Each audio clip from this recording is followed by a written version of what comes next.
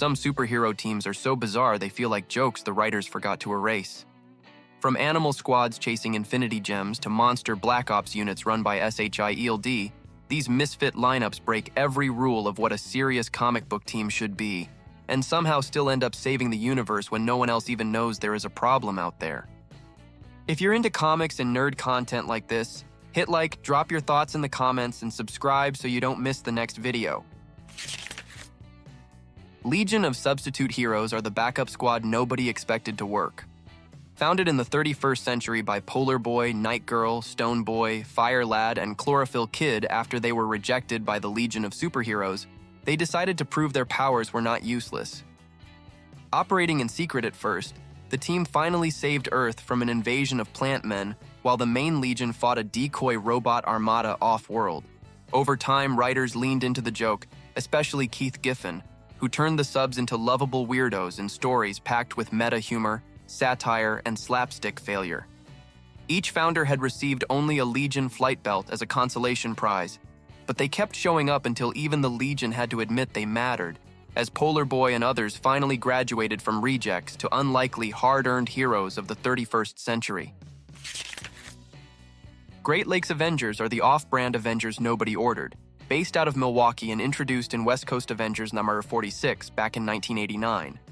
Mr. Immortal puts an ad in the paper and recruits Dinosaur, Flatman, Dorman, and Big Bertha into a Midwestern super team using the Avengers name without permission, until Hawkeye and Mockingbird step in to mentor this clueless, low-budget squad, and Captain America lets them keep the title. Over the years, the team keeps rebranding itself as Lightning Rods, Great Lakes X-Men, Great Lakes Champions, and Great Lakes Initiative, constantly spoofing Marvel's obsession with franchises and spin-offs. Mr. Immortal's useless immortality, Flatman's two-dimensional body, Dorman's portal powers, and Big Bertha's size shifts turn every mission into slapstick, but that loser energy is exactly what made the Great Lakes Avengers a cult favorite. Legion of Super Pets began as the strangest branch of the Legion of Superheroes, debuting in Adventure Comics number 293 back in 1962 as a coalition of Superman and Supergirl's animal sidekicks. Crypto the Super Dog, Streaky the Super Cat, Beppo the Super Monkey, and Comet the Super Horse are pulled into the 31st century to help the Legion founders battle the alien brain globes before Saturn Girl declares them an official animal strike force. After Crisis on Infinite Earths, their history was erased from continuity, but DC could not resist the idea of a secret pet squad forever. A modern Legion of Super Pets returned in Super Sons Annual number 1 with Crypto, Streaky, Titus, Bat Cow, Flexi the Plastic Bird, and Clay Critter solving a wave of pet kidnappings, and the concept exploded again in the animated movie DC League of Super Pets, where Crypto leads an all-new rescue pack. Pet Avengers pushed the animal superhero team idea even further on the Marvel side, starting in the 2009 limited series Lockjaw and the Pet Avengers. When Reed Richards searches for the Infinity Gems, they literally end up in Lockjaw's mouth, and the inhuman teleporting dog decides to assemble his own squad, recruiting Throg, Lockheed, Redwing, Hairball, and Ms. Lion for a cosmic scavenger hunt to keep reality from falling apart. The success of that first miniseries led to Lockjaw and the Pet Avengers Unleashed and Avengers vs. Pet Avengers, plus later digital comics keeping the brand alive with new lineups that pull in Devil Dinosaur, Zabu, Cosmo the Space Dog, Rocket Raccoon, and even Howard the Duck. The stories use a lighter, kid-friendly style but still tie into Marvel's cosmic lore, turning this pack of misfit mascots into unlikely universe saviors. Power Pack are Marvel's first real preteen superhero team. 4 siblings who gain gravity, energy, mass, and speed powers from a dying chameleon scientist named Whitey Whitemane and choose to keep saving the world in secret. Their 1984 series followed Alex, Julie, Jack, and Katie, balancing alien invasions, nasty bullies, piles of homework, and parents who had no clue their kids were secretly fighting snarks after school.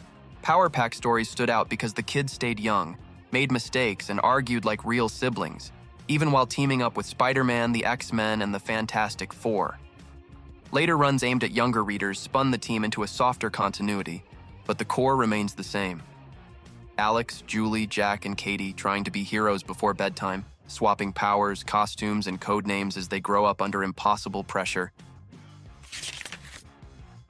Hero Hotline is DC's strangest corporate super team, a 24/7 hero-for-hire service where people with everyday problems call 1-800-555-HERO and get a squad of budget metahumans. Run by the mysterious coordinator, secretly World War II patriot Tex Thompson, the office fields phone calls like a call center and dispatches Stretch, Microwavabell, Private Eyes, and other oddballs to handle street-level emergencies. Hero Hotline flips the usual superhero fantasy on its head by treating crime fighting like a salaried 9-to-5 job with day and night shifts, steady pay, and bosses watching the clock non-stop like nervous managers. Most members have powers that feel one step below Justice League material, which is the joke. They stop petty crooks, lost monsters, and bizarre accidents while trying not to wreck the office budget or lose their health benefits. Legion of Monsters started as a one-issue monster mash in Marvel Premiere 28, when Ghost Rider, Morbius, Man-Thing, and Werewolf by Night all converged on a cosmic being called the Starseed and accidentally helped kill the only entity who might have cured them of their curses forever. Disgusted with themselves after that failure, the monsters drifted apart, but the name Legion of Monsters stuck as Marvel's horror banner. Legion of Monsters returned decades later with Morbius leading Werewolf by Night, Man-Thing, and Khontu, the living mummy and Manphibian from Monster Metropolis, a hidden city in the Morlock tunnels where persecuted creatures could live in peace. They even reassembled Frank Castle as Frankencastle to fight the Hunter of Monster Special Force, turning the Punisher into a stitched-together guardian for monsters who had run out of places to hide. Howling Commandos of S.H.I.E.L.D. are Marvel's monster strike force, a black ops unit built by Stake and led by an LMD version of Dum Dum Dugan out of the secret base Area 13. Their lineup reads like a horror movie casting call, with Man-Thing, Manphibian, Vampire by Night, Hit Monkey, Teen Abomination, Orgo, and the zombie of Jasper Sitwell, all thrown at supernatural threats regular S.H.I.E.L.D. agents can't even begin to handle alone. Howling Commandos of S.H.I.E.L.D. first appear in the S.H.I.E.L.D. title before spinning into a short series, with their debut mission on the freighter SS Cheney pitting them against the Earth idol of Golthana and a crew fused into one towering plant monster.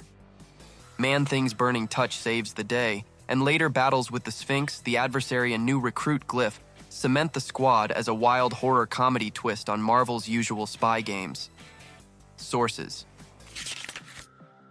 Inferior 5 are DC's most hopeless legacy heroes, a parody squad made up of the Children of the Freedom Brigade, itself a send-up of the Justice League of America. The lineup pairs Merriman's brilliant mind and weak body with Awkward Man's grace in water and clumsiness on land, the Blimp's barely functional flight, White Feather's expert archery and crippling cowardice, plus Dumb Bunny's massive super strength and terrible grades. Inferior 5 debut in Showcase number 62 in the 60s, and quickly score a short humor series stuffed with slapstick failures and spoofs of Marvel teams like the X-Men and a parody Fantastic Four. The joke is that these misfits can only function together, barely saving the day while their famous parents look on, and decades later, Merriman resurfaces in Final Crisis coordinating Limbo's forgotten residents in one last, strange, heroic moment. Sources: Section 8 are Gotham's most deranged would-be heroes, a team from Hitman whose name comes from the U.S. military code for being mentally unfit for duty. Led by the perpetually drunk Six-Pack, the squad includes Dog Welder, who welds dead dogs onto criminals, Bueno Excelente, who defeats evil with the power of perversion, plus the Defenestrator, Friendly Fire, Jean de Batten Batten, Flem Gem, and the constantly shaking Vagrant Shakes. Section 8, first back up Tommy Monahan in Hitman before imploding, then rally again when the many-angled ones threaten Gotham and most of the team dies in a horribly botched stand.